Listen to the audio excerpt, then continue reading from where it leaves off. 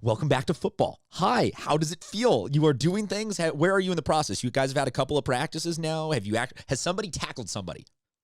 Nobody's tackled anybody Oh, yet. Yesterday we were in shells, we were in helmet and shoulder pads, so we look like football players. Today we're gonna take that up to about a thud period, and then hopefully by tomorrow or Thursday we're hitting each other a little bit. But you know these guys haven't been able to do very much leading up to this, and so we're gonna try to take care of their bodies as much as possible so far. so in the grand scheme of things, I'm trying to figure out what I do and don't miss in terms of life is starting to come back, and you are the man I want to ask about this. I want to see if I miss coaching, just the flat, like, stereotypical cliche answers.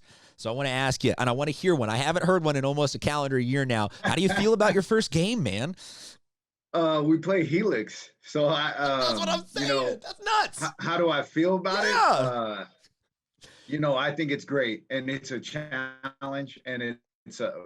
I'm trying to think of all the coaching cliches. Yeah. Okay. The first one, I've already heard it. Now I don't. Time that.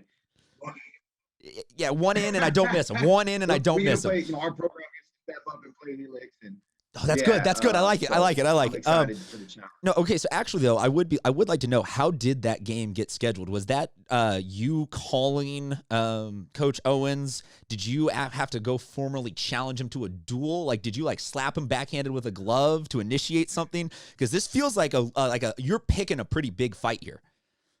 Well, the scheduling is so crazy right now. So we got a 4-game schedule from the Sweetwater School District of our league games and one crossover game. So we had a fifth. We were looking for a fifth game.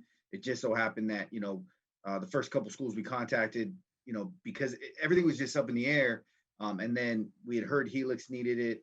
One of my assistant coaches talked to one of their assistant coaches, and blah blah blah blah. But Coach Owens was great, and we're excited. I'm asking every single coach this. Do you have the first play already drawn up? And how long have you picked out the first play of the season?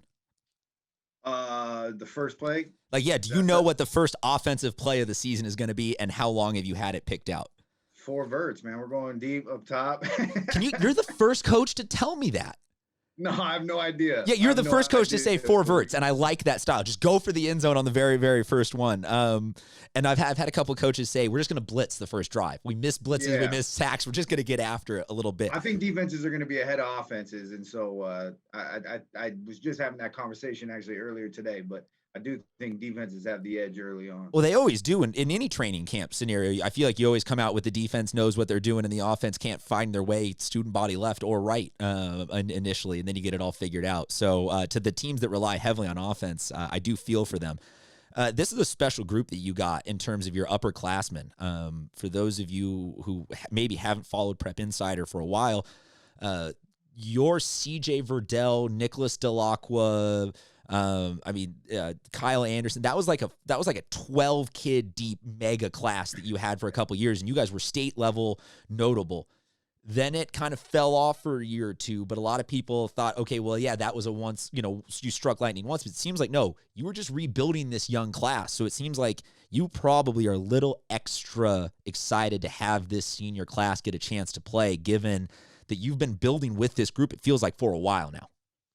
Yeah, a lot of them were sophomores on varsity. They played a lot of football for us. And, they got robbed, but so did every other senior class out there. And so I'm excited that they have a chance to finally play.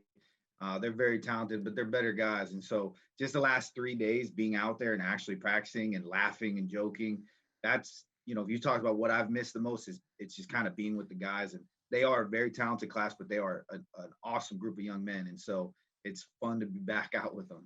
Give us, if you don't mind, a little bit of insight as to what pandemic practice looks like right now, because I think so much focus has been on, oh, they're back, it's return to play. But what does that really look like for yourself as a coach at Mater Dei Catholic?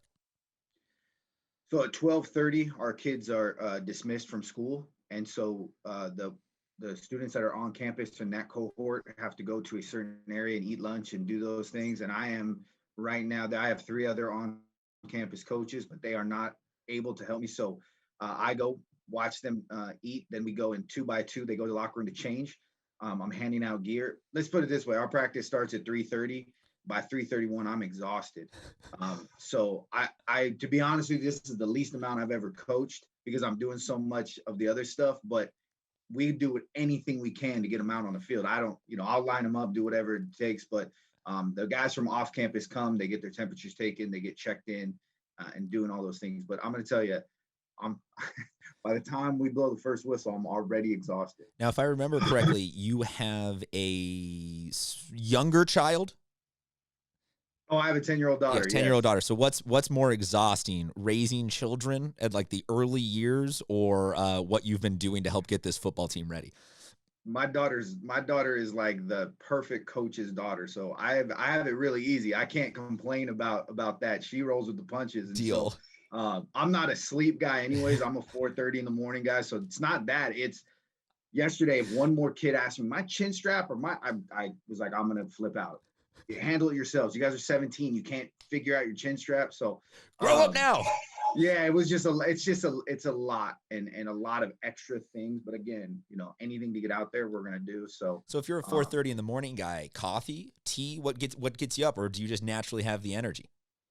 No, I'm a coffee guy. Okay. I like that time because it's like it's the only time it's quiet in the house. I'll read a little bit, or I'll read the newspaper, do something. Nobody reads the newspaper, but something online and or watch a video.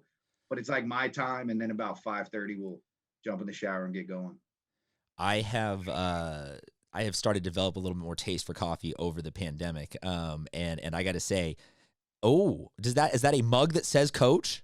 I got a Starbucks mug that says Coach. Oh, very nice. So what's the chosen drink Christmas then? Present that I got. Deal. Is there a favorite drink? So that's something that the supportive, appreciative fans from Mater Dei Catholic can send you all season long to get you pumped up.